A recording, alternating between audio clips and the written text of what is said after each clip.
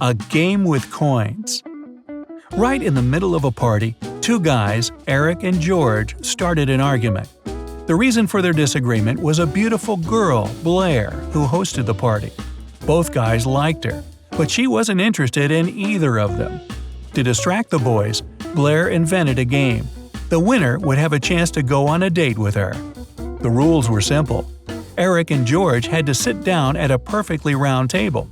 They had coins to cover this table with. The coins couldn't overlap or hang from the side of the table. The first player had bigger chances to win if he placed his coin correctly. The winner was the player who covered the table with the coins first. George was confident in himself and let Eric make his move first. The question is, what strategy Eric should choose to win?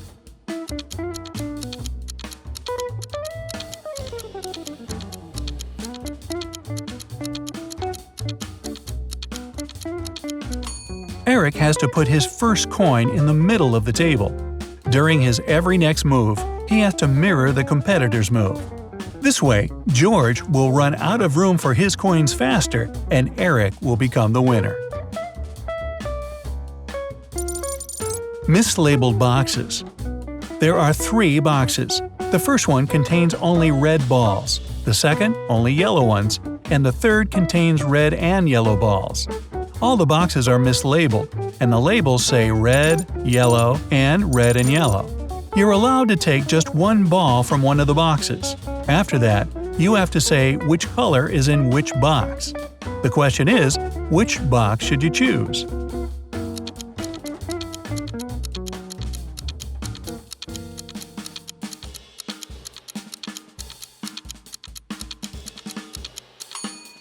Pick a ball from the box labeled red and yellow. It's mislabeled, and if you grab a yellow ball, you'll know that the box labeled red must contain mixed balls. This way, the container labeled yellow will contain only red balls. You can apply the same logic if the ball you pull out of the mixed box is red. A difficult choice. Thomas was a traveler who needed to get to town Z. At some point of his journey, he reached a fork in the road. He didn't know which way to pick. Only one led to the town. Luckily, he saw 2 men standing nearby. The problem was that one of them always lied, and the other always told the truth. But Thomas didn't know who was who. Even worse, the men were quite unfriendly and agreed to answer only one question. Which question should it be?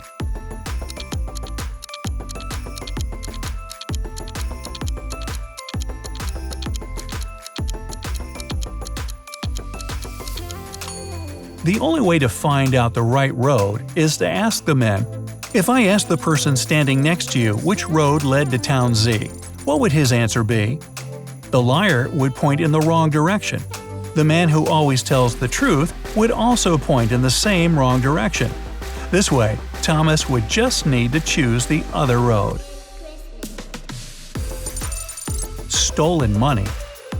An elderly man and his wife lived in a big house with several servants.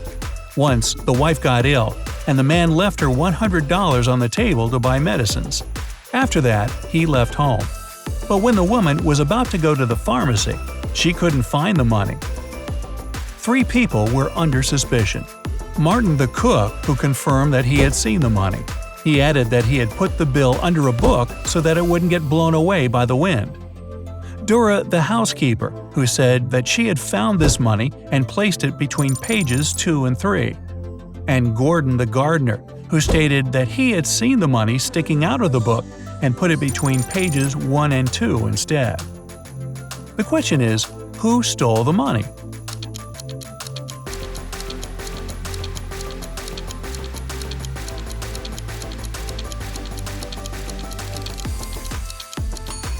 It was Gordon.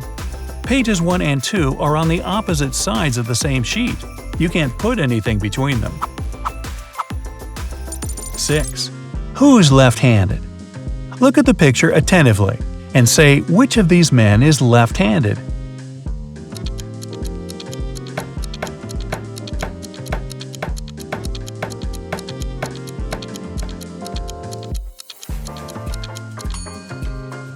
It's the waiter. It's easier for a left-handed person to hold the tray in the right hand and deal with the food and drinks with the left dominant one. Trick or treat. A detective entered a restaurant and witnessed a heated argument between a waitress and a customer. The waitress claimed that the man had ordered a steak and was now refusing to pay for it. The customer, in turn, denied ordering the meat, saying he was trying to save money and came an hour ago just to drink some coffee. The waitress kept forcing the man to pay for the steak. The detective decided to interfere. He addressed the waitress. "You know very well that this man couldn't order a steak. If you don't stop this argument right now, I'll have to take you to the police station." The question is, how did the detective realize the waitress was trying to deceive the customer?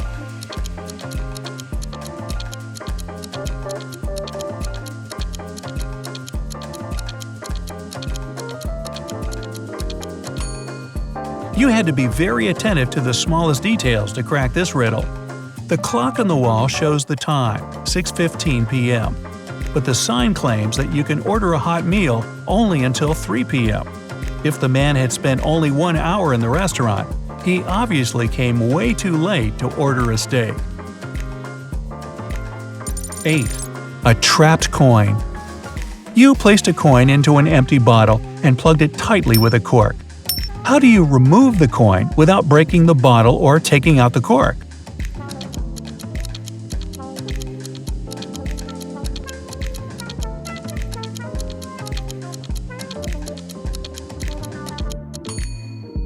You need to push the cork into the bottle and then shake it to make the coin fall out.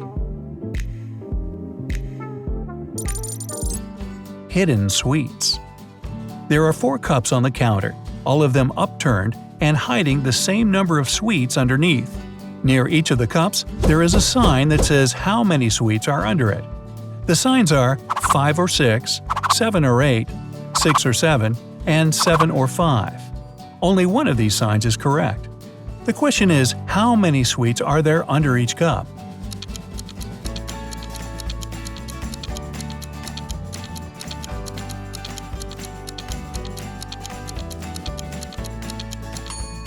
Since only one sign is correct, the right number can appear twice. Otherwise, more than one sign will be correct. That means that there are 8 sweets under each cup. Memory loss. Clark got into a car accident and lost his memory. When he came around, his doctor told him that he had 2 pieces of news, a good and a bad one. On the bright side, Clark was supposed to recover his memories. Unfortunately, not all of them.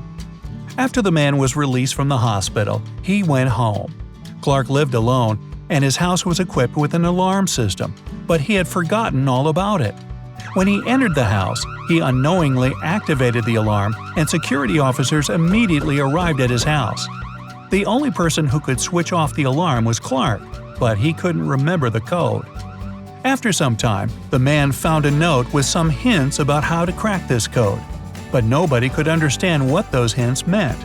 That's why the security service sent in their man, Henry, a specialist in codes. He read the note attentively. The first password consists of 5 numbers. The first number is 3 times bigger than the 5th. The third number is smaller than the second by 3. The fourth number is bigger than the second by 4. 3 pairs of the numbers add up to 11. The question is, which 5-number code Henry has to enter to switch off the terribly loud alarm?